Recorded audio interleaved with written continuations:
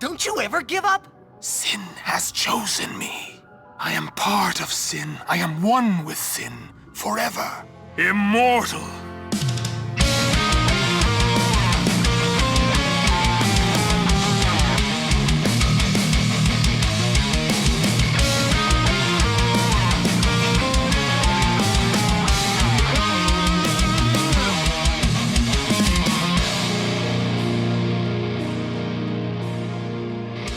I think that we can say with certainty that Kingdom Hearts is like Cheers and FFX is like Frasier. I always forget that Frasier is a spin-off of Cheers. Or Vice. Well, look, right? If I only know two things, all right? If I only know two things, it is Cheers spin-offs and the Every FNFF podcast, of which this is the latter, baby. Ooh, we didn't clap yet. Oh shit, we're in it. I'm Curtis. I'm Carl. I'm Alex. I had to use that opportunity. I was like, this is too good. That's really good. I did have a gag planned for it. Oh, no, we can do your gag. No. It's I didn't prepare for it, but imagine if you will. I did kind of prepare for it. I learned like... Oh, I'm sorry. I feel bad now. No. It's completely fine. I was unprepared. It was like, I learned like... I spent like 3 minutes learning the guitar riff that's the beginning of Crawling by Linkin Park, and I was going to play it on live on the pod, and then I was just gonna go crawling inside sin. Ooh. I hope Seymour's not here.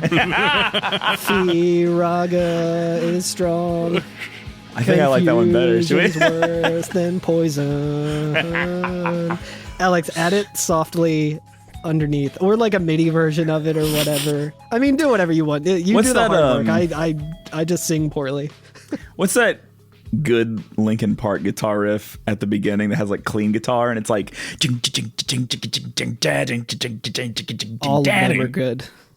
Whatever, all you know of that Linkin one. Park's riffs. You know, listener, you know the one I'm trying talking to think. about. Which era of Linkin Park is it? No idea. We're already off to a good start with the sick topical references that are Linkin Park and the sitcom Cheers. So I got a bone to pick with you, Yevon, because I looked inside Sin and I found some shrimp. And I don't think there's supposed to be shrimp inside this. That's not shrimp. It's just it's just sometimes they don't break the fireflies up when they box it, and they just kind of stick together like that. Yeah, it's just Barbados. Don't worry about it. Yeah, that's just a bunch of fireflies accumulated. That's fine. It's definitely not anything from the outside. There's definitely no cross-contamination between Sin and delicious prawn snacks. So where are we exactly? I think what are we inside of? We are inside Sin. Well, I think I mentioned it last week because A, like the Albed was talking about like space bending, B, there's a gravity tech, and That's C, the ultimate move in Avatar: The Last Airbender. Yeah. Space And we interrupted its like giant black hole gravity attack. So I think we're actually like, when they say we're inside Sin, I don't think that like if you cut open Sin, this is where we are, like a whale. I think it's like there like is a tauntaun. We're trying to stay warm for the night. Yeah, I think and I thought it smelled bad on the on the outside. outside. I think this is like a kind of like I don't know, timey-wimey, spacey-wacy. A like a TARDIS kind of situation where it's just like a kind of a micro dimension packed inside of Sin. I guess that does make a whole lot of sense, and I did like not think of it that way because I thought about it more so where like we blasted a new, to quote Sid with that fucking amazing thing that he said, we gave that thing a new blowhole and then we went inside that blowhole. Yeah, and it was I was just like, oh yeah, this is what the inside of Sin looks like. I mean, someone tried to kill it by shoving I think that's where those towers are from. Someone like we just need to like shoot a fucking like city at it. And got caught and started choking on the blowhole. Well, that's it too, right? Because like I guess we could be in like another spacey wacy thing or whatever, but like there is a city in here too, right? Yeah. Ruins of it. Like, is this? Yeah. I mean, Also, like, when we're thinking about it just in terms of, like, say we are physically inside, like, the physical being that is Sin. Sin is also, like, Titus's dad reconstructed into, like, a fucking mech suit that is being, like, driven by the god of a religion. It's fucking driven by L. Ron Hubbard. And, like, so, like, all bets are off. It doesn't really need to, like, it's already that makes pretty perfect fucking sense to me. metaphysical. Yeah. Yeah, that's why I worship Yevon, you know? I know. Because it's so practical. The Church of Yevontology.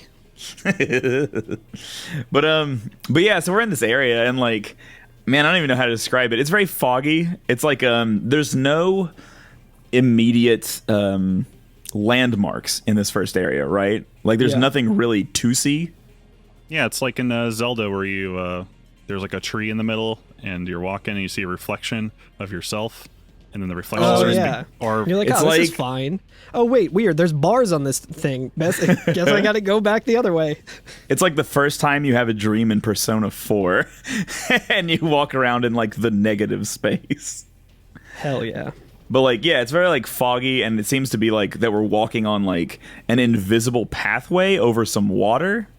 And then as we go along, there are like the symbol of Yevon on the floor in different places, right? Yeah. Correct. Yeah.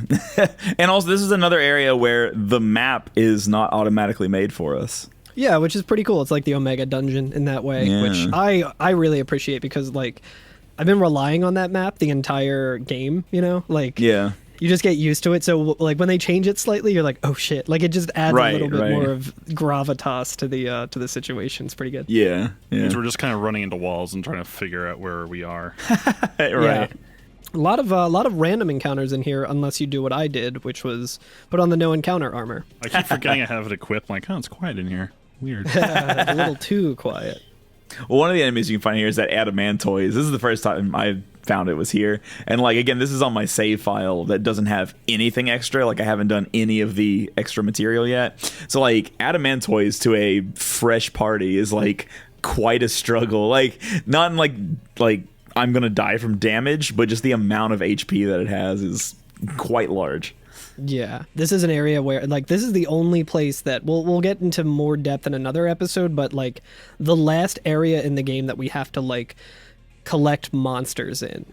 Yeah, that's true. And there's quite a bit of very difficult monsters here, some of which, like, we had seen in the Omega ruins, like the Adamantoise, but I think there's some that are unique to this area as well, if I'm not mistaken. The Exo-Ray?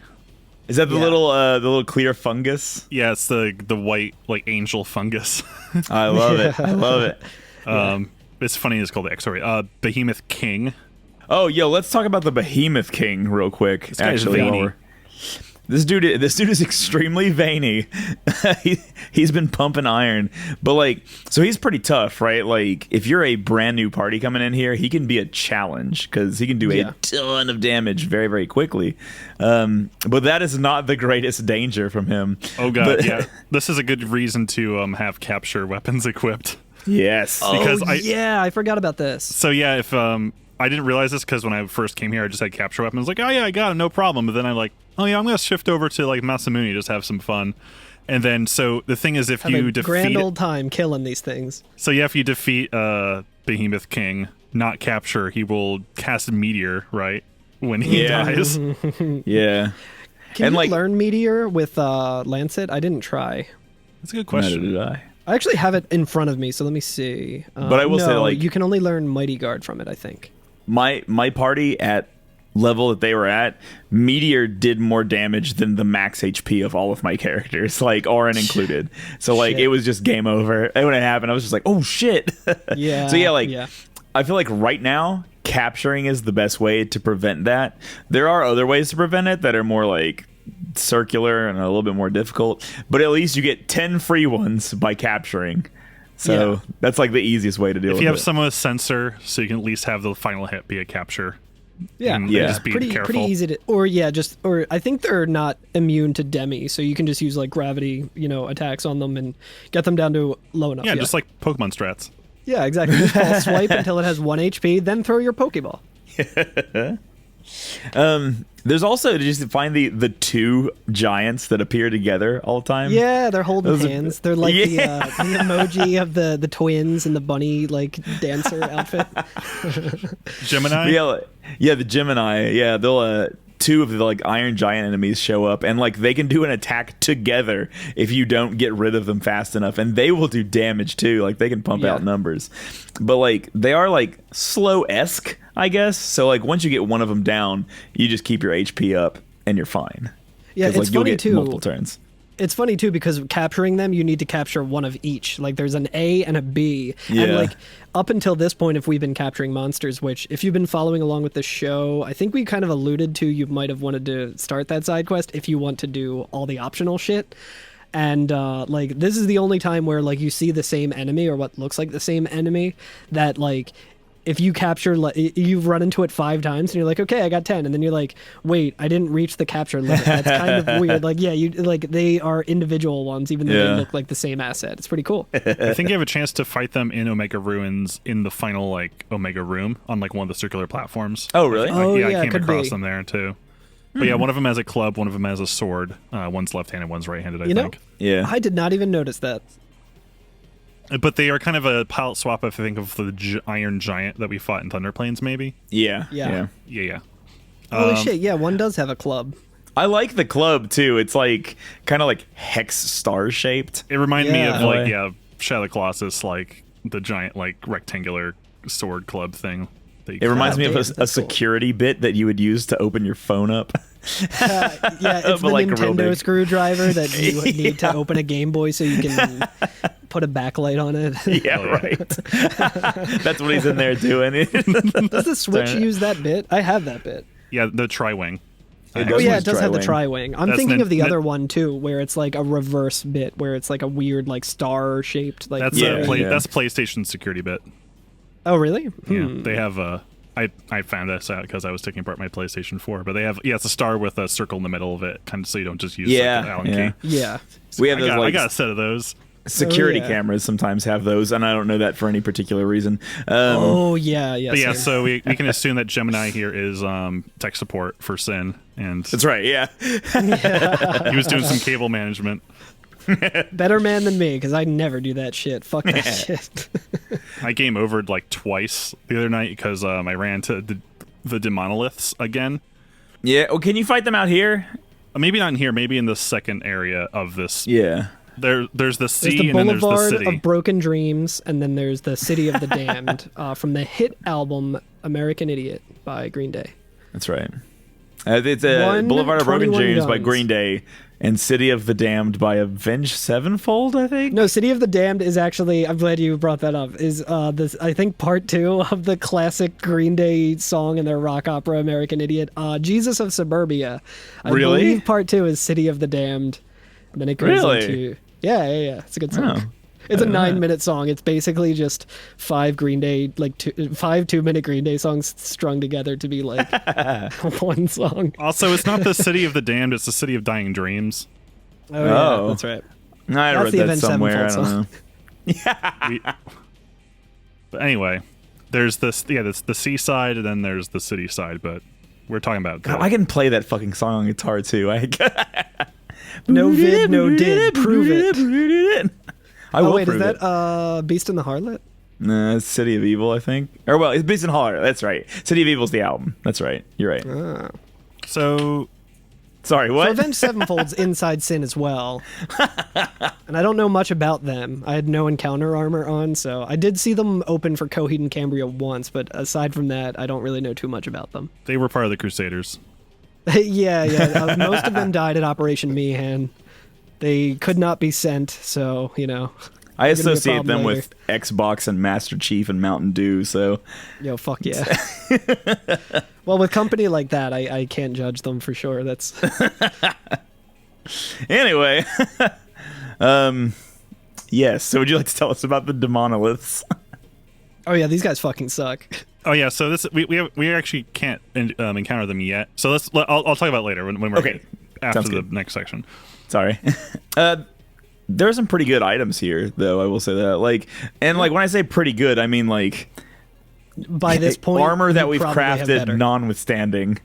Yeah, Right. It's like if you're just playing base game and not doing any of the extra stuff, it's pretty good. Like a solid, Right. pretty good. It's nothing that's gonna like really change anything from here on out, given that there's Right. not really much of the game left. But it's One still pretty level good. 3 key sphere.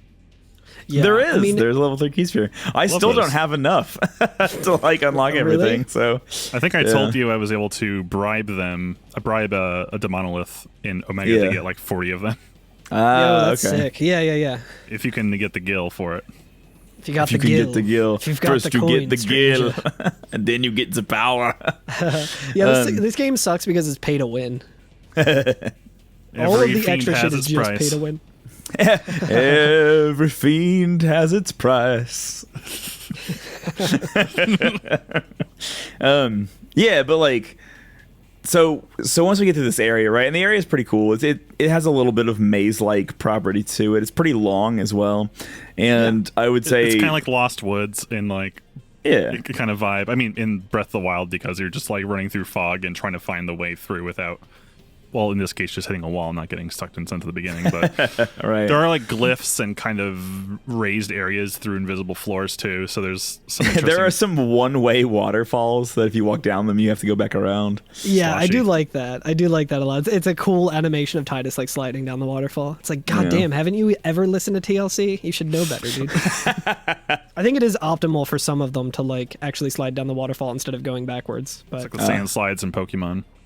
Yeah, oh yeah, jumping yeah, over the I- hedges. Or You can come back here with our mountain bike and go up them. I found a guide that someone made in 2004 on GameFAQs that is just like a little map that they made with like a nice like legend and stuff and that's kind of just after a while I was just like there's not really too much to this area. I'm just gonna like look at this map and if you want to thank the person who made the Sin Map V1.0 by A Blaster, you can reach out at ablaster_@hotmail.com. So I should actually send them an email and be like, thank you, I found this very helpful. You made this 17 years ago almost, but I appreciate it. You might be dead now. I hope not. there's that meme running around of like, what does a Final Fantasy from 20 years ago look like, or whatever, and it's like, It's like someone lying in bed and it's their brain Yeah. talking to them, and it's a brain and it just says, what is a Final Fantasy from 20 years ago? And it's like, oh, of course, that must be one of the Super Nintendo versions. And then the brain is like, a Final Fantasy from 20 years ago is Final Fantasy X on the PS2. And then it's just like, the last panel is the person laying in bed with their eyes just shot open, like, oh man, I'm in my mid-30s. time makes fools of us all. Is Barbados in the first area or the second area? Second area. Okay. Oh wait, he's a fucker. Barbados Slim.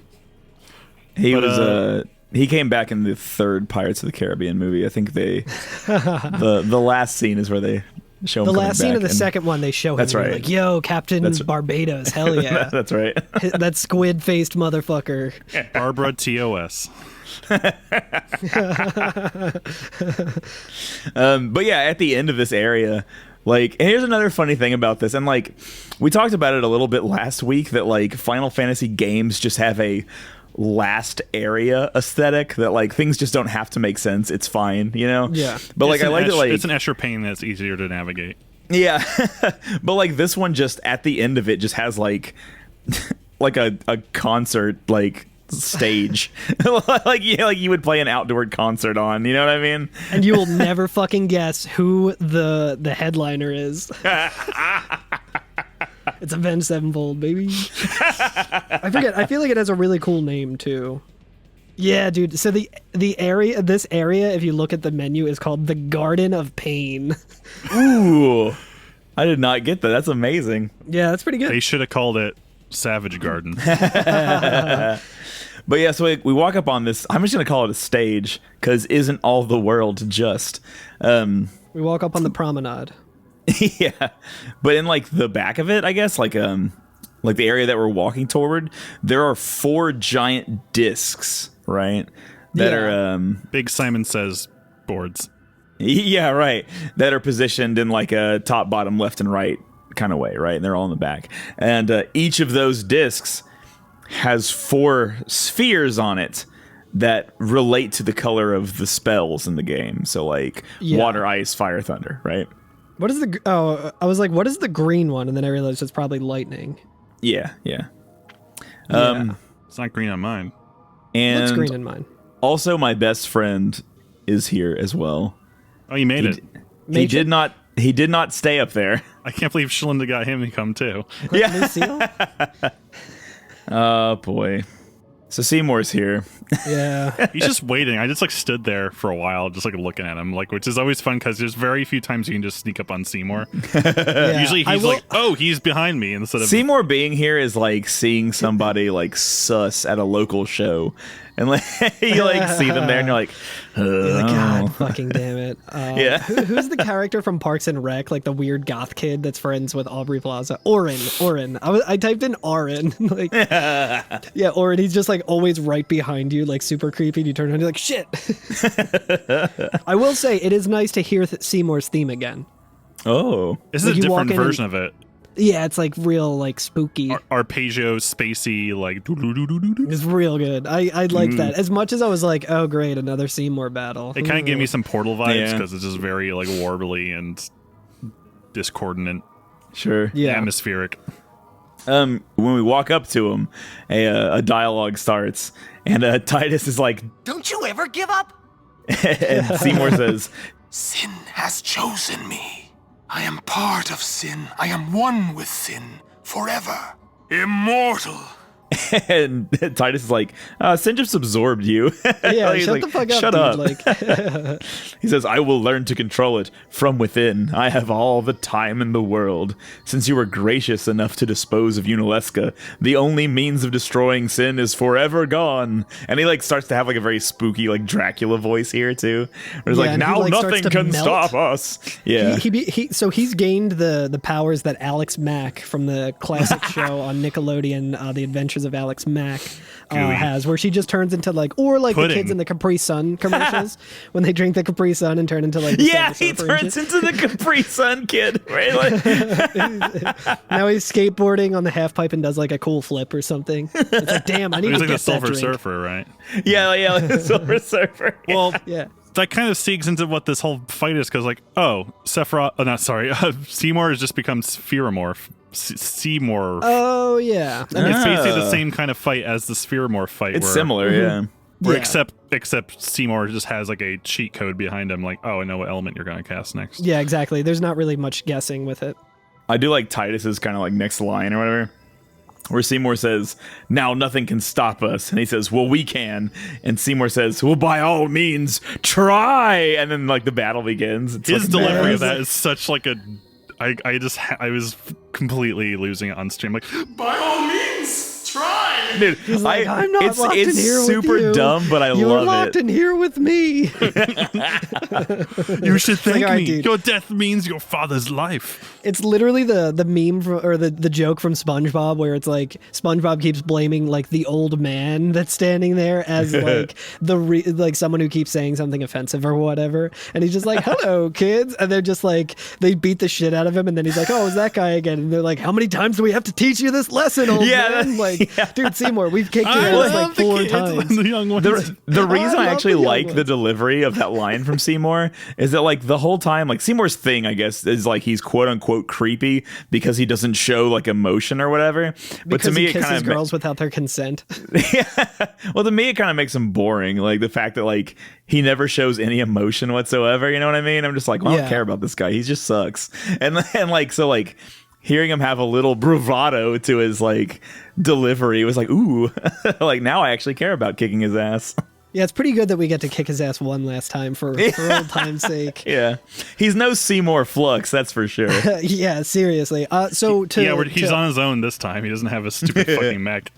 Yeah, Yeah, so well, I was wondering. just- I was like, did his fucking like weird like parasite that was riding him turn into those 4 discs behind him or some shit? Like, Yeah, because he's it's had it They were with him called every time. mortophasms instead of the mortochungus or whatever. Yeah. Mortophasms, the little discs. Yeah, and so I was like, well, that's it, right? Like that thing that's been riding him for the past 3 battles, like that has to be it. I don't know. That's Yeah. how I translated it. Yeah, it doesn't really make a whole lot of sense. He's got his Connect 4 or his Pogs on display. Remember Seymour? He's back in Pog form. And to let everyone know like how I handled this week's episode, I actually went back through all of the Sin battles that we talked about last week, just because like I was short on time last week, so I just used my characters with celestial weapons and like blew through that no problem. Now I went back to a save file from like I want to say like 70 hours ago almost, where like I pretty much only reached like the end of most people's like sphere grid. Like Yuna is still a killing machine. Like I had prepped up like, you know, towards the end of her sphere grid and all of that. And I had like no problem fighting the last Sin thing. I did game over once to the Mega Gravitron or whatever it's called. But that was just because like... Gragas? I don't know. Yeah, I just like Ravaja. planned it poorly. I kind of thought I was like, this thing has like 1.4 million hit points. I gotta figure something out. And then I went and like grinded overdrives for Aeons and stuff. And then I like looked it up and I was like, oh, it's only got 140,000. I almost killed it last time and I just like played it poorly. So then like the second time around, I had no problem. But anyway, my point is, even with like my like non-celestial weapon, 70 hours of grinding to make my team good, like team like this fight was nothing. It was very easy. Really, it was a challenge. I didn't lose on it, but like I could see where the challenge could come in on it because like I think the thing is you're supposed to be managing. So let's talk about how these discs work, right? Sure. They're called the mortiphasms, and like on the wiki it says I didn't have a chance because I kind of blew through this. That they kind of change Seymour's like elemental weaknesses and strengths. It's almost like the sphere morph, but like so before can we attack them? You can. So there's 4 of them, and I think at the start they kind of line up. So in the middle where Seymour is, they all have the same color. So like for me, it was all red. Yeah. So Seymour's and if they all kind of match. That means that he will absorb that element. So if for me it was red, so he'll absorb fire attacks and cast like Firaga or something like that. Yeah. On So he's in the middle of them, right? He's kind of floating in the middle. And the ones that are aiming at him, like you say, are adding to his elemental abilities. So the way it works is before he gets his turn, every turn, he will cast everything pointing toward him, right? So like and the damage of magic stacks in such a way that like a Fira is more than twice as powerful as 2 fires. So the more like of one element that's facing him at a time, he's going to do a lot more damage because of that, and he's going to hit every one of your party members with it too. Mm-hmm. So get Yuna and her nulls out. The nulls are the way to go. Absolutely. You can see like, oh, it's red. I'm going to whip out Null Blaze before you can cast anything. And I did that this time around, and I don't think I would have done it if not for shout outs to friend of the show Ashwin, who is going through on Twitch and playing her like first playthrough of Final Fantasy X ever, which has been super cool. But she's been using the null spells, which I just completely avoided. I'm like, oh, it's Final Fantasy. I just tank damage and then kill the thing and go back to the save sphere and heal up, like easy game. So I never even thought of those things like at all. And then like I saw her using it to like great effect. I figured it just like made it like 50% less effective. I didn't know that it made you totally it takes out for one hit. One hit, and I was just like, oh, holy shit. And it casts. I think on your I whole learned team. that the first Seymour fight when we were at Macalania, and he hits attacking because he starts whipping out these like those big attacks. You kind of have to like predict what he's going to do. I had to use the null spells for that fight. Like I don't think I could have won without him. I mean, I used it on this fight, and there was a point where, Curtis, like you were saying, where you could see the challenge. I probably would have game overed if not for using that, which I just, I'm glad I did, because he just used 4 Firas in a row. Yeah. And like he went just down the line. It was like Auron immune, Titus immune, Yuna immune, and then he hit Auron again and did like a considerable amount of damage. So if he did 4 in a row, it would have been like my whole next round of turns would have just been like getting back up to enough HP to make it to the next, So my like suggestion kind of, because here's the thing too, like so part of the strategy is supposed to be hitting the wheels to keep him from having more than one element at a time, right? Because the more of that element he has, the stronger he's going to be when he's throwing it at you. So he's going to do more damage. But that takes a lot of turns. So I would say, for me, the way to do it is to keep 2 of them the same and just worry about 2 of the wheels. So like just let him have 2 fires and then just cast Nullfire and then just tank like a Blizzard and a Thunder, because those aren't going to do that much damage. They'll do in the hundreds of damage. Not big deal. Because I think up until, so if he has 4 or 3, he will always absorb that element. But if you only have 2, that means he's just immune to it. Right. But if you have 1, it halves it and whatever like that. So like there's always a little bit to gain. What was this? It says 4 discs absorb the element but render him weak to the opposing element. 3 matching discs allow Seymour to absorb the corresponding element. 2 matching discs immunize Seymour to the corresponding element. He's got that vaccine. 1 matching disc halves the damage. It's the Pfizer one. Yeah. But like the thing is, like, I don't think that, like, I don't know if I casted magic on Seymour this whole time too, because like the regular attacks are just a lot faster. You know what I mean? Yeah. I think he only has 80,000, which I say only 80,000, but like I'm just so used to like. So yeah, here's the thing: if you're only playing through with what we've talked about so far, aside from like the one brief mention of a Dark Aeon, like 80,000 sounds like it's a considerable amount. But like if you've done any of the side stuff at all, you're just like, oh, that's a fucking baby's challenge. I mean, you may be doing almost quad 9s with Orin and Waka just naturally too, because like even without any power level. Yeah, if I didn't even get the celestial weapons, I would be doing quad 9s, which means just 8 hits, 8 or 9 hits from Orin, and it's done. With Yuna, my strat leading up to this point where I was like, this just broke the game for me, was like I got Ultima pretty early and I got double cast with Yuna, and then I was just like, okay, so I can just use Ultima twice. I have like a half MP cost weapon that I got, like I think from like one of the Cloister of Trials, like Baj or something. Sure. And like it's just like, oh, okay, so for the cost of what I would normally be costing Ultima, I get 2 charges of it, which is always quad 9, so that's like double quad 9s. Or you can just do the trio of 999. Yeah, you can do it, yeah. Looks like he's also susceptible to armor break, which is good to know. Oh, I did. I have just been starting fights with armor break because that really kind of breaks shit. Like, it just makes it way easier it's to like, do. Cool, So now I have less like, hits to take. I just used armor break over and over, and like, oh, cool, it's doing more damage every time because it...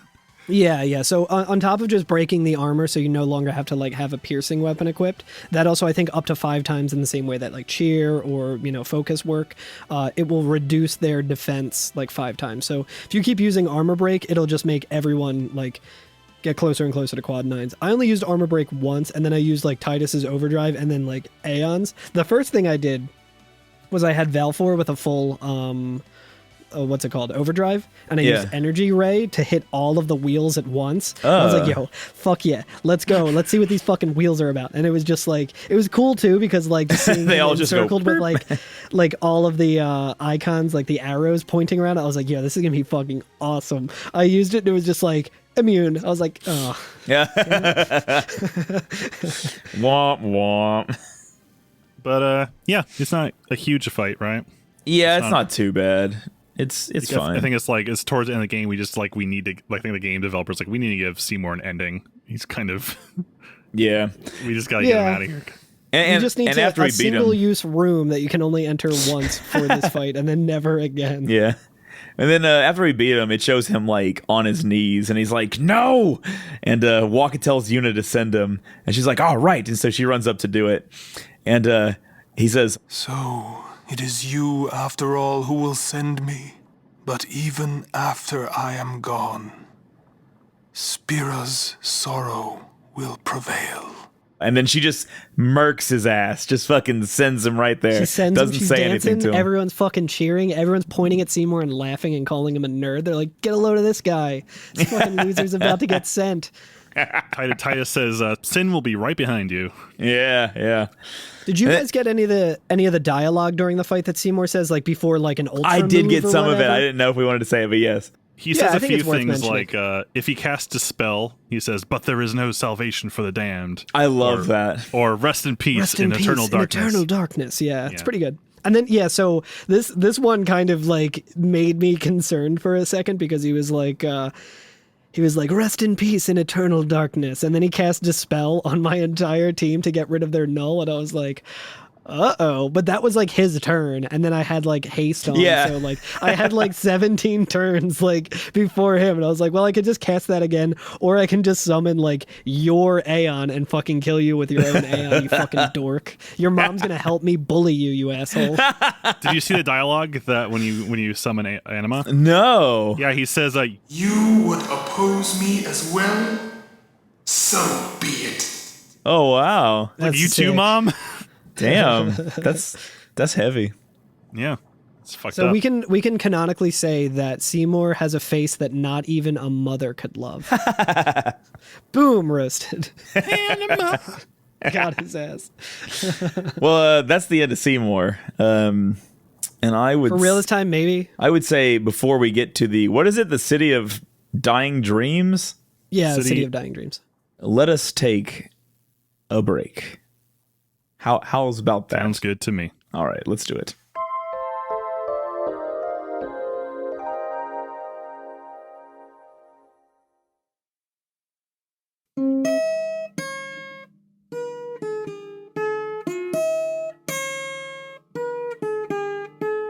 Every day on a roller coaster. Anyway. In the interim of the break that we had, we started a Linkin Park cover band coming at you real soon. It's going to be real. We're also going to cover Jesus of Suburbia by Green Day because that song slaps. Every time we die, we cast Meteora. Every time I die, I cast Meteora. We also started an Every Time I Die cover band. Yo, gonna try and keep this going I as long love as Every we Time I Die. What a good band. I never really listened to them. I think they're from Philly, aren't they? Or maybe I'm thinking of Me Without You. I feel like I mixed those bands up. Yeah, no, Every Time I Die is from Buffalo. Never mind. You know who's from Philly? The Every FNFF podcast. Let's go. That's right. Hall and Oates, baby. So speaking of music, I forgot to mention during the Seymour fight that boss music is like probably one of my favorite Yeah. tracks, I think, in the soundtrack so far. It's so goddamn It good. really good. It's the listeners probably heard it because I was playing it underneath our discussion, but it basically, like it slaps. It's a very like strong Nobuo track, you can tell, because he likes putting organs in his boss music. yeah. But you do. it just sounds like a DDR Yes song. Oh, fuck yeah, that's so good. That is the like most kind description you could ever give any type of music, is to be like, Yeah, that's the ideal music. that's the honestly. ideal music. It sounds like Yes and DDR. It starts with these big rave pads, and then it just goes like four on the floor, just headbanging with like just crashing every fucking quarter note with like organs going wild. That's so Yeah, I good. really want to like sing along to the fucking Seymour song now with like born in the night she would run like a leopard, the freaks at the sight of the mind close behind us. And they always answer to yes. Dun, dun, dun, dun, dun, dun, dun, dun. It just does like the fucking JoJo's to be continued thing.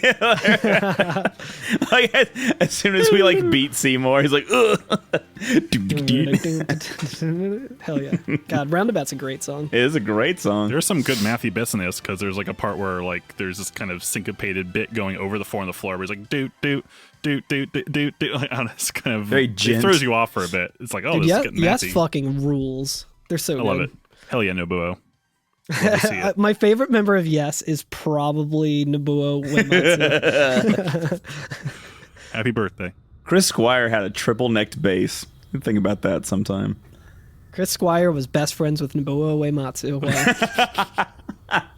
Don't look that up. You won't find it online. That's just something that we know. You'll just find it in my heart. Do you dream this face? Honestly, though, like knowing Nobuo's like love of prog music, I feel like it's a pretty good guess to say like, yeah, he likes Yes. Yeah, absolutely. Fucking ripping on the organ. But Yeah.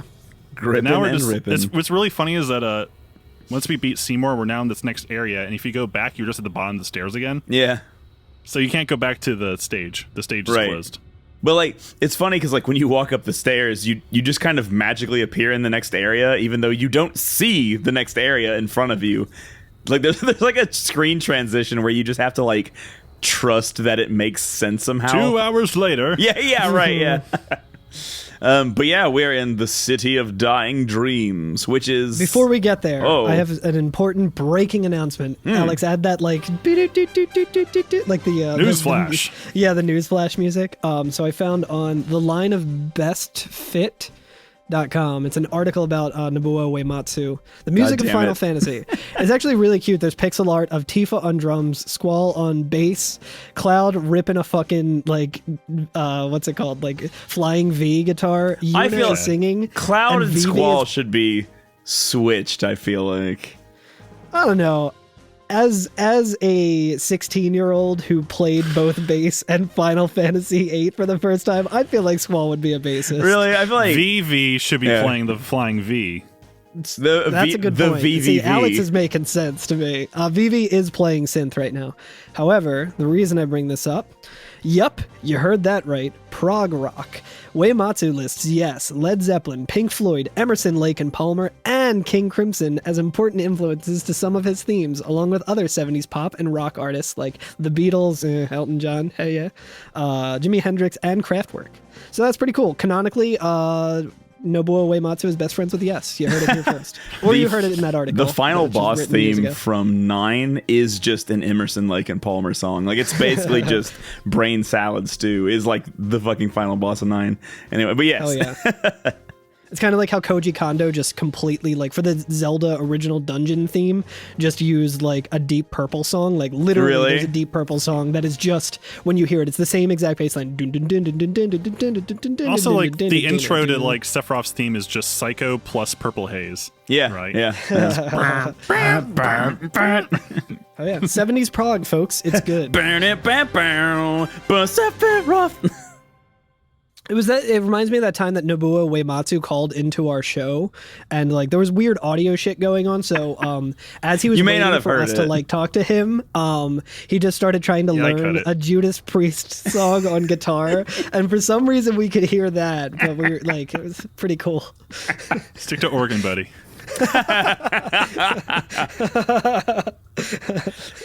Nobuo Uematsu, real rising talent. I suspect we'll see good things from him one day. Got a good feeling about that guy. So, the City of Dying Dreams. Yeah, so we have found ourselves in the city that appears in the hit movie Inception, that is like collapsing Oh, yeah, and yeah. shit, and like weird dimensions are like skyrocketing everywhere. Or whatever. May as well be, yeah. Like it's very mathematic. It's very weird. It's a very geometric area. It's very right? math rock. It's very math rock. Yeah, like everything is like The house from that one American football album's here. I feel like everything. Now in I this want to do that with, instead of it being written like American football, how it is in that thing with that font, it should just say Nobuo Uematsu. So you know how like in Lovecraft books he would describe areas as being non-Euclidean. I feel like Oh, yeah, I that's feel a like good this point, area yeah. is what I would call super Euclidean because like nothing aside from 90 and 45 degree angles exist in this world. Like it's all Very- it's- incredibly geometric. It's hella angular. Like I feel like we could make this city in Excel. You know what this actually made me think of immediately was like late game Perfect Dark for N64. If you've played that, like when you haven't. get to like spoilers, you get to an alien planet and it kind of Ooh. looks like this in my head. I don't really remember Perfect Dark too much, but like I was just like, hey, this looks like the Skedar planet. But yeah, it's pretty tight. It's kind of dark, has like a green haze, I guess, around, not haze, but like everything's kind of tinted a very like disturbing It's like the green. Matrix. It's like the Matrix. Yeah, it's like the Matrix filter or whatever. And the very first thing that we see when we walk in is on the right side. There's a wall with a glyph, right? Yeah, and if you talk to this glyph, it says 10 fiends still seek eternal repose. And like 10 little fiends have 10 gone to little play. fiends gone to play. Tomei's gone to fetch the water. So like we talked about this before we started recording because I was like, yeah, I don't know what this means or how to do this. I just came back later and it was done. Like it was fine. So like whatever you have to do, I did it. And so we looked it up and you just have to kill 10 fiends, period, and that door opens. So like It's like the weakest fucking side quest like ever. Yeah, where it's like, I for don't a know, just game do some that- shit. It's fine. For a It's not game that quite- we've done It's like they nothing. added this and then added the monster hunting like stuff. Like, oh, that's a good idea. Let's expand on that. yeah, right. But yeah, so I think wait, doesn't it? I read somewhere because full disclosure, I did not do this. I like looked it up, and then I saw that you get a level 4 key sphere, which is kind of useful, but also I need them like, still. Yeah, like you can you can just go to the Calm Lands and bribe for like not too much gil, some enemies that are like right behind the travel agency, for like I think 4 or 8 or something. Like I forget how much it is, but it's like the Chimera enemy in the Calm Lands. You can just bribe for level 4 key spheres. So Chimera I'm like, brain. Yes. I call it Chimera Brian. But yeah, I think I read somewhere where when you kill 10 of them or something and you go back, it says like 15 are seeking repos or something. So you do it, and that door that's right there. And when I say door, it's just part of the wall because everything in a this door area. in the cloister sense. It's very Trials-esque. Yeah. But yeah, it gets removed, and you go through that little passageway, and then there's another door that's just another 10 fiends. Yeah. So you just have to do it again. So you just kill 20 fiends, and you get through, and then you get a level 4 key sphere. It's very weird. Yeah. Like it's Which, really like- I'll get it when I come back here for monster hunting. yeah. Yeah. There's yeah. like no reason to really rush to do it now. I feel like I'll just kind of get there when I get there. Sure. Yeah, with this party that I have in this part of the game, like the alternate universe party where they're not demigods themselves, like, and only Yuna is the demigod.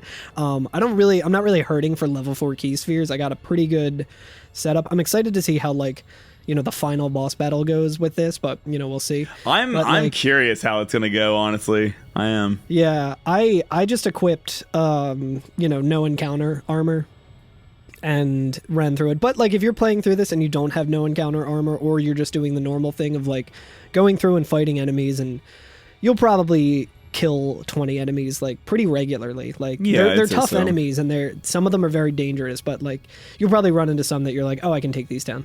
Yeah, for sure. I game overed, I think, 2 or 3 times because I was just trying to catch enemies because I was like, I can't use my celestial weapons when I'm capturing.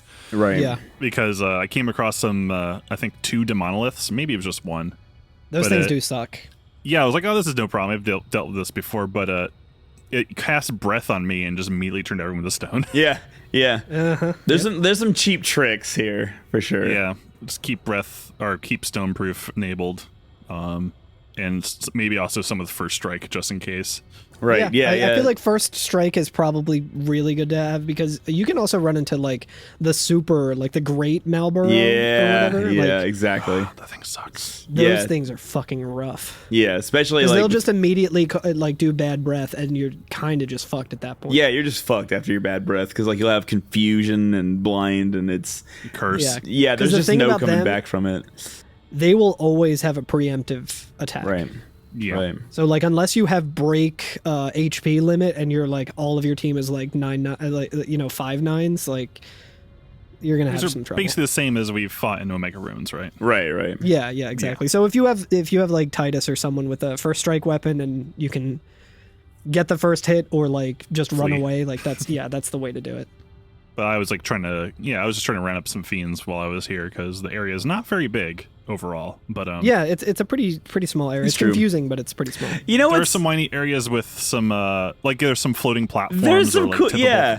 So there's some cool shit in it that I wanted to talk about too. Yeah, because like it's pretty small. If you're running like from the beginning to the end and you know where you're going, it's like a matter of seconds, right? You might have to like cross a screen transition and that's it. But yeah, there's various little, because like again, it's very geometric. There's a lot of squares, and like it's kind of hard to notice what's around because of the way that it's built. But there are places where you can like walk up to the wall, and the floor panel you're standing on will raise up, and you'll walk like on the wall itself and get like a treasure chest, and it'll just lower you back down. It's very weird. I think the first one we hit is basically this is the game design part where it tricks you to go over this glyph because it's like a little tiny like one square bridge, and it just starts floating, goes to the side, and then I think you get like a weapon for Waka. There's like a ball up there. Yeah.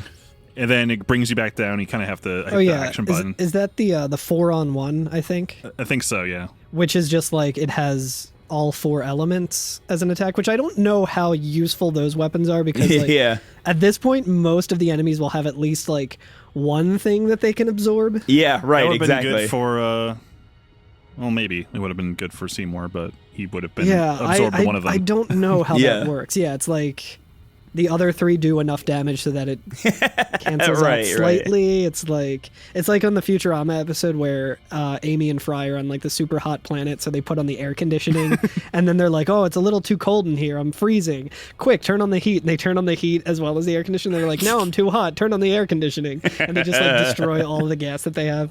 I think about that a lot. The first one that I found, was like very reminiscent of like Demon Souls. Like when you're in the Valley of Defilement, there's just like it just looks like regular, like it looks like a stone wall that's kind of just like floating or like just sitting there. And Titus just walks up to it and fucking pushes it. And it like falls down and bounces a couple of times. And I think there's like dust that flies up and stuff. Yeah. And then it's just like, oh, I just made a bridge. Like, Yep. And behind there is the defending bracer. It's the Yeah, item which I that's back think there. at this point is like, It has dark proof and death proof for Auron, so it's fine. pretty good. Some of these enemies can cast that on you, but at the same time, it's like, I feel like the only thing really worth a shit is like berserk proof maybe, and like confuse proof, like confuse ward. Yeah. Because everything else, I'm like, I can just cast Asuna or use a remedy. Like, Right, yeah. The ones that I'm worried about are confusion. Yeah, absolutely. There's one that has a glyph on the floor that if you stand on it, it just shoots up in the air super fast, and it like Titus like has to grab on it throws Titus off, yeah, and he has to grab onto it. But up there's a HP sphere, which is actually pretty like. Well, I mean, I guess Yeah, it could be that's useful. useful, It's for something sure. that actually increases your base stats. So those are Yeah, always and nice that's to like, see. it increases it by like 400 HP or something. It's Yeah, not like the yeah. typical ones that you find on the sphere grid where it's like 200, which is still Right. good. There's also a defense sphere right there as well, right behind it. Yep.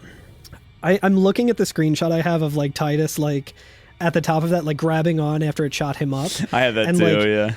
His hand is just fully clipped into the like structure. Like he's not hanging on by the ledge. He's like down slightly and just like his hand is inside the thing. I'm like, damn, this place really is metaphysical. Wild. There's an area you can go off to the right a little bit that you'll like fall down a slide. Did y'all see that one? you, Yeah. like, Oh, go yeah, down so the I big- think that's one of the ways to get to the next area. Yeah, Where, like, yeah. I was like just looking around corners, like you go to the right, and all of a sudden there's like a little hidden cave, and all of a sudden you just slide down this little path. I think you can see it if you go ahead the other way. Like you can find like, oh, there's a way to get down there. And you can It's kinda like backtrack and find. the vampire Mr. Burns slide in the Treehouse of Horror episode of The Simpsons. It says, "I know I shouldn't, but when am I going to be here again?" And you turn it into the slide, and you slide down it. Yeah, that leads you to like a little basement kind of thing, and you find the Leviathan or whatever. Yeah, Yeah, I think it's supposed to be Leviathan, but it's like spelled all weird. So it's like Leviatine. Leviatine. So if you're listening to this from like the Mandela Effect universe that's opposite ours, it's the Leviathan. Here it's actually the Levian Stain. yeah, nice. And that is it's a staff for Yuna that gives her SOS overdrive. Yeah, which like at this point, like whatever. Which I was like, this actually might be helpful for me because on this character base, I don't have any celestial weapons. And I was like, SOS, does that mean that Yuna just has overdrive? Is it like Aura in Final Fantasy VIII where you can just have your limit break immediately? Well, I was SOS like, is this could be like- really good. You have to be in. You're in SOS, and then it just charges your overdrive faster. So I'm like, oh, that's fucking useless. I mean, I guess if I put that on and have Yuna do ally or whatever, but like Yuna's Maybe. also one of my fastest at this point. So yeah. like, I was just like, oh, it's trash. That's the thing is that there's better outta things, you know. There's better There's so ways much to, better yeah. things. Yeah. There's also a I neat wonder little. if you can use it in conjunction with like an AP to overdrive thing or something like that to kind of Maybe. trick. I don't think like you probably can, but at that point, like there's probably better ways to do it. Like you can just have Yeah. triple AP instead. Like maybe if there was a fourth slot and you had that as well, It's maybe. like, but all like right, now hit me as hard as you it's can. also the kind of thing where if you're I'm going to trying shut both build of your you up by weapons- purposefully using it on the final boss. Yo, hell yeah.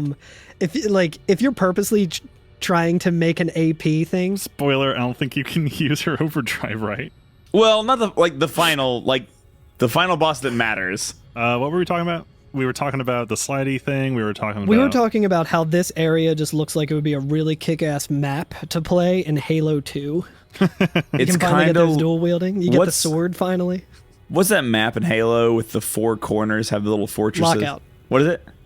I think it's no. I'm thinking Lockout, but I think you're thinking Hang 'em High. Yo, Hang 'em High was great. Is that also Ascension? Oh no. Hang 'em High is in the first one. Yeah, I know exactly. Yeah. This looks like Hang 'em High. This looks like Hang 'em High. This looks like Hang 'em High with a couple more angles. high school. So you use Riku to throw a grenade across the map and then take out one of the... And you feel really cool if you throw a sticky grenade with Riku. Oh, and then yeah, it that's right. lands on some total noob's head. Look, to be honest, like, there's not that much in either of these areas. So, like, we're being extra Yeah. clowny today because we're just like, well, we're almost through it. It's a clown fiesta over here. Yeah. But yeah, I'm actually currently going through because like from the save sphere that we find after getting the Leviathan, like that's pretty much the end. That's the section where it's just like yeah, so you're once you at the final end of the game. sphere, right? Yeah, once you get the Leviathan, you climb up out of the hole that you're in, and This is where it started to feel very like a modern game. Like, wow, there's things hanging over the edge, and I have climbing mechanics. This is like I'm playing Uncharted. So, yeah, like, right. I And then do really like the one area that looks like the fire temple in Ocarina of Time, where like you walk through and just like things come to. I was gonna say there's float up. one more area in this, yeah, and like as you Yeah. walk through this little kind of, it looks like an open area, but as you walk through it, like chunks of the floor kind of like pop up in front of you and impede your way, right? Yeah. This feels very like a Zelda thing where, like, I think in Wind Waker there is a dungeon where like trees will sprout up with like thorns and shit, and you have to kind of find your way through. Yeah. It's like a maze. Like, this isn't very mazy, but like there's a whole like Or dungeon the room, and I think in Zelda does that. or the ninja room in the new Paper Mario for Switch. Oh, that fucking place! I had to go back there so many I times. was to try to missing find all the- one. I all was the missing ninjas. Yeah, one there's like ninja. one sneaky one, and then you yeah. finally find it. I can't remember if I found that like properly or if I looked it up. I wanna had to look say up the one that was like you have to go back a room, or you have to try to go back into the last room. Anyway, it doesn't matter. That's Paper Mario. Oh yeah, no, I did the same thing because I was like, I'm a god gamer. I look over an entire room and then I'm fucking done with it. There is no going back. for Right. me. Yeah. Anyway, You told me to. They said there was a screen that says this is the final, like, past this point. There's no return. I did not see it, so I accidentally beat the game. well, here's the Oh, thing. so there's not actually a prompt that says that. I think Curtis was just like it kind of projects it pretty clearly. Well, here's the maybe? thing. There should have been a screen. I'm going to say was it's also not my waiting for fault, that. and it's actually Square Enix's fault. Yeah, we're gonna go ahead and pin this. It just wouldn't be an episode of every FNFF if we didn't pin this entirely on fucking No Nomura. more. It was all his fault. He was like, so funny thing is, like Sakaguchi was there, and he was like, "Hey, we should like this is the end of the game. There's still a lot of bonus content that we programmed in, like hours and hours of fucking chocobo shit for some reason. Like, you know, let's give the player a heads up. I know it breaks immersion a little bit, but it's fine. Just say like, hey, just so you know, there is no return after this." And then like everyone was like, cool, signed off. Sakaguchi left the room, and Nomura was like, no fucking way are they breaking immersion in my goddamn game. Keep the blitzball. But so if you go down to get Leviathan, you'll come to this last screen from the right side, and if you don't choose to do that, you'll come in from the left side. So there's like two ways to get to the screen, which I think is funny. Yeah, which is interesting too, because like when you're looking at the mini map in this section, which like I think that it doesn't like build as you go along like the last area, but like you're walking your way towards two of the arrows to show you like directions that you're going. Right. But yeah, there will be a save sphere. And then, so like this whole area that we've been in is kind of walled in, right? We can never see very far because of these like tall walls. But the point where that save sphere is, the walls kind of open up and we can see a kind of an empty area behind it, kind of like an expanse. And as we approach it, just out of fucking nowhere, out of the sky, like a giant spire, I guess, like a tower. What the fuck would you call it? Like. Looks like a climbing wall. A big Oh, yeah, it climbing does look wall, like a a big climbing wall with- Brussels I thought I was sprout gonna have to do core, like a climbing challenge, like in Zelda. Like in Astro's Playground for the PlayStation 5. I don't know if you guys have played that, but no, If you don't have a PlayStation 5, you fucking 1%er. It's like That's all right. You guys got vaccines, and I don't. yeah. I know you guys also don't have vaccines. It's just they seem very comparable at this point with how hard they are to get. Speak for yourself. I got my first hit. Oh, Your did first you? hit. Yeah. I must have missed that. Makes me very happy. Yeah, I was making memes all about it. Oh shit, I totally missed that. It's been a busy week for old Carl. So what do you think of Microsoft products? But like a big like tower kind of flies in out of nowhere and just like lodges itself into the ground, right?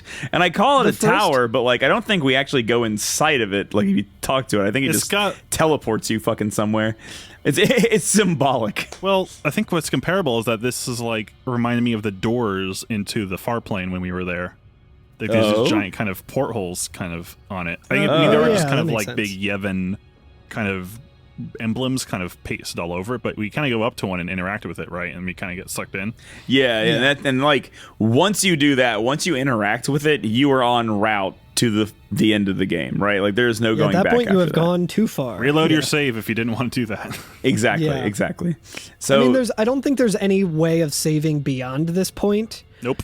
So like if you game over, you're just back before this, or if you beat the game, you're just back before this. It's one of that. That's it's right. that type of deal. So it's not like, oh, I fucking soft locked my game and now I can't go back and do the side stuff. Like you'll always be able to. Right. You may have lost progress though. Yeah. So this save sphere right here is the point of no return. Like when that tower comes down, that's the end of the game right there in front of you. I like how the bottom of the tower that like falls in kind of just looks like it's like a light bulb. Like like you would screw it in or something. Yeah. It also like, and this maybe is just me, it actually looks a little more mechanical maybe than the rest of the area, because like it looks like there's like pipes on it. It's Machina, baby. Oh no. Yeah, he collected all the Machina from Xanarkand. But yeah, And he turned it into a Gundam. that's it, baby. We're at the end of the game. Yeah, that's about it.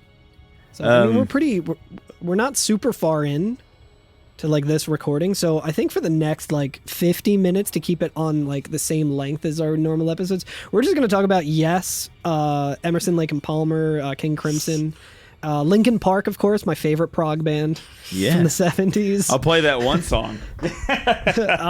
While you're doing that, I'll play that other song again.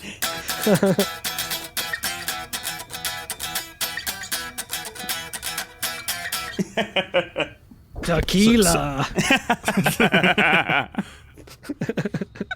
So guys, this is actually going to be, I think, the last Final Fantasy that I ever play. I'm never even going to go back and replay Final Fantasy. It's your final fantasy. It is my final Final Fantasy, and I'm sorry, but I just don't feel comfortable playing these games anymore. As much as I love them, as much as like it's meant to me, as much as I love the music and all of that, but I had a really, really awkward run-in that I feel like it's just, I saw Nomura at the grocery store in Los Angeles yesterday, and I told him how cool it was to meet him in person, but like I didn't want to be a douche and bother him and ask for photos or anything. Well, yeah, you'll only get to see like his eyes anyway because I'm wearing a mask. Yeah. And he said, "Oh, like you're doing now?" And I was taken aback, and all I could say was, "Huh?"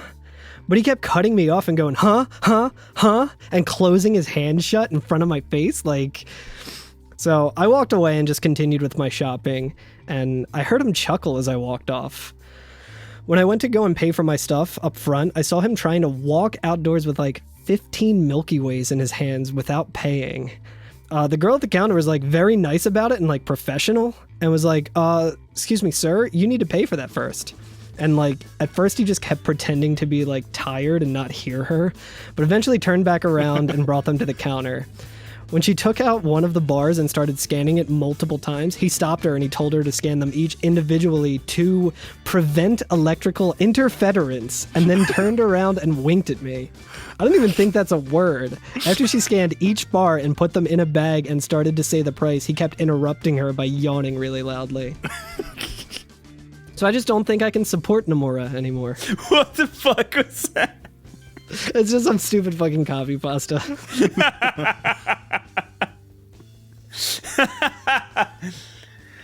All right. Well, so that's the end of the episode. We're gonna get Also, the end of the podcast because Nomura's an asshole. Well, I guess This is a very weird way to end the episode. I guess you could play any of the NES We're in a ones. weird area. What do you want me to do? I saw Titus stealing Milky Ways. We might be in the Milky Way. It's very spacey. So the next episode, we're going to talk about. This is going to be our Monster Rancher, Monster Arena episode, and it's also Our going to be Pokemon like episode. Dark Aeons, right? We're going to talk about the Dark Aeons, Real monsters. all real monsters, and penance. So all the good shit, all the extra stuff that we have yet to do. And Good in quotation marks. good in quotation marks. And actually do go like, so just FYI, like, even if you have run into some of the Dark Aeons and they all just seem like, you know, general OP super They bosses. seem like nice guys. Yeah. You actually go fight them all because some of them have slightly different mechanics. Like the Yojimbo fight is like genuinely interesting. Like they don't just make it a fight. They switch it up in a way that actually makes it kind of neat. So, but you will have to have max stats. Like you will have to grind it out and have max stats to do these fights. Like Yeah, you can get yeah. through Veil 4 and maybe one of the other ones like decently, but like unless you have, you know, a full HP, full attack power, like you're not going to be walking away from these. Look forward to it. I've been playing this game for like 70 fucking hours since like getting to the end of the game, and I still don't think I'm ready. My plan is that I will lose to several of them and then watch how it should be done on YouTube. I feel like it's safe to say that's what we're all probably going to do. Like it's a lot. If you haven't been grinding for it, maybe just listen to how our experience with it goes. Or Yeah, if you fair want to play enough. this game for another full playthrough plus just of catching monsters and getting materials and feeling like you need to create an Excel spreadsheet of like crafting materials and how best way to get them, and like it's a lot. Well, maybe between then and now, we can maybe find a guest or something to bring on who has more than enough experience going through all of these guys. Yeah, One can hope. perhaps. One can hope. Yeah. So, hey, let's one last time, let's rank this area. And see what y'all think about it. And I think this will actually give us a little bit of conversation because I have a thing to say about it. Yeah. So I want to go last. Okay. I don't. It's fine. Yeah, I think it's a cool area. I think it's kind of weird how like there's all this cool shit, but nothing really worth. Like it's not really worth exploring. Yeah. All that much. The There's not a Seymour lot of boss world fight. building. It's just like it feels like a laser tag arena in less than an actual Yeah, which is place. cool. Don't get me wrong. I love that. That's but, pretty much what my thing was going to be anyway, like what I was going to say. So, yeah, I was going to give it like a 4 out of 10. Just Yeah. because, like, Like at least the Comlands, like and stuff like that, like the background has like there's storytelling kind of built into a little bit of like the layout and everything. Yeah. This feels like it's weird. It's an Escher painting. well, that's the whatever. thing is that, like, the final area of a JRPG in general is like where you pull your guns out at. You know what I mean? It's like it's a fanfare. It's like it's the parade when you're running into home base. You know what I mean? And so like it's weird that in FF10 it's just there's just no pomp and circumstance to it at all. It's just really boring. Yeah, it feels like the second half or like the last third of Dark Souls, where it was like everything Sure. in that game was so fucking cool and good, and then it gets to a point where it's like, oh, the developers like just ran out of time, right? Because they just have empty areas and yeah. reused assets and this and that, and like this is a cool looking area, but like I It's got like to a point it's where like Ash Lake was be like the last area in Dark Souls. yeah, it's like that's the last area you get to Dark Souls, and you're like, oh, that's kind of weird. Yeah, it's just pretty empty, and like I got to a point where I was in like the city of the damned or whatever the Yeah, fuck it's right. called, and I was like, I might have underestimated how much time I need for this episode, because I feel like if I know JRPGs like I know JRPGs, the last dungeon is usually like an hour ordeal. It's an or event. something. Yeah. It's a whole event. And then I was just like, oh, I can just put on no encounter, or if I don't have no encounter, I could just do the no encounter thing that takes longer, which is use flee with Titus. Sure.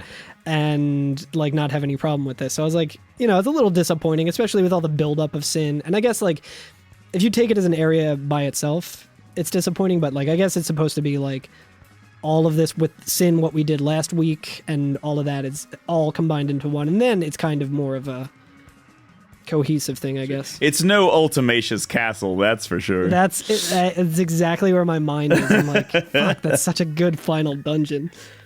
Oh man, I kind of want to do like a ranking of like final dungeons in Final Fantasy games. Yo, hell yeah. Which, like, I'm gonna be honest with, like, again, Catch this is that not in our it's not last bad, season. but like 10s might be on the bottom of the list for me. I mean, Yeah, I mean, 1 was cool. yeah, 1 we go back in time. yeah, one, Like, there was the fucking boss rush. the boss Like, rush. don't- Yeah, I don't want a boss rush in this game. I don't want You to have get to to go fucking kill fight Seymour them when Flux they're all again. roommates. That was fucking cool. that's right. Yeah, yeah. So even the NES one, I don't know, and I'm not trying to be like sour grapes about it or anything. I'm not trying to like beat up FF10. You know what I'm saying? Like, This is just an it's in-between good. area. It's just an in between area. It's It's like, it was cool outside of Sin. It's going to be cooler when we go deeper. I'm just saying that Sum 41 would not have included this area on the album All Killer No Filler, because this is filler. It is all filler. This is lettuce, as you would say. This is lettuce. In the salad that is FF10, this is just lettuce. This is just iceberg lettuce. We need some spinach in this Yeah. bench. I think the final area that we're in, like with the save sphere, does have a very cool name. I'm trying to just vamp a little bit as I am spamming A through the Square Enix logo as I'm trying to boot it up, because I do not remember what it is, but I remember it being kind of cool. And I didn't take a screenshot of it, so when you save the save sphere, this is the longest black screen that I've ever seen. It is called, it's called the Tower of the Dead. It's Okay. pretty cool. I can dig that. Oh, Tower of the Dead. A Tower That's of all. the Dead. So yeah, Tower like I said, of I'm not the trying So to. now we're I'm- going in a tower. We're just keep going inside of things. We just can't get Yeah, enough. it's like a At the end of Matryoshka doll. another Like lost he like highway. pops in open, and there's just a bunch of tiny sins inside of each other. Oh, I date that. I get that. That sounds great. All right, I do really like what Nomura said about this area. I thought it was pretty cool. I saw an interview with him. and he said, "This is my best area. I really put the most time and effort into it." He said, at the center of the earth, in the parking lot of the 7-Eleven where I was taught, the motto was just a lie. It says home is where your heart is, but what a shame, because everyone's heart doesn't beat the same. City of broken dreams, hey, at the end of another lost highway, signs misleading to nowhere. City of the dying, whatever. Lost children with dirty faces today. No one really seems to care. That's Green Day again. Maybe one person will find that funny, or maybe Alex will cut it out, as he should. So I think I'm ready to wrap it up. If you guys are, we can button Yeah, this there's one not up. really too much more to say. We're kind of trying to squeeze as much as we can out of this episode. I think we had like 5 or 6 minutes of this episode talking about other shit that was cut out, so All right. we'll have a longer one next week. Well, Alex, are you ready to do the outro? I think I am ready to do it. Then by all means try. Thank you to Neither Round for the theme music, Nobuo Uematsu, Masashi Ham Uzu, and Junya Nakano for the game music. It slaps this week. Thank you to Yes. Thank you so much. Be sure to give us a rating or review us on iTunes if you can. Call us at 530-MATERIA. We are still accepting your calls or texts. I don't care. I would also like to say real quick, if you don't mind, I really appreciate it when y'all tell each other about it, because like I've been jumping into some streams recently and people are like, oh, hey, so-and-so told me about you guys and your podcast, and it makes me feel incredibly warm inside. And then I always go to like our Discord and I share it with the other guys and I'm like, oh, so-and-so said these nice things about us. And it really makes it worth it, because like we don't like, it's really sweet. Yeah, It it's really very means the sweet. world So we to really us. appreciate that. Yeah, it's nice. Yeah, reach out to us on every FNFF on, Twitter, Instagram. We have a Discord if you feel like dropping in and saying hi. And I'll be the podcast host. The words will make you out and out. I spend the day your way, call it morning, driving through the sound in and out the podcast. Goodbye.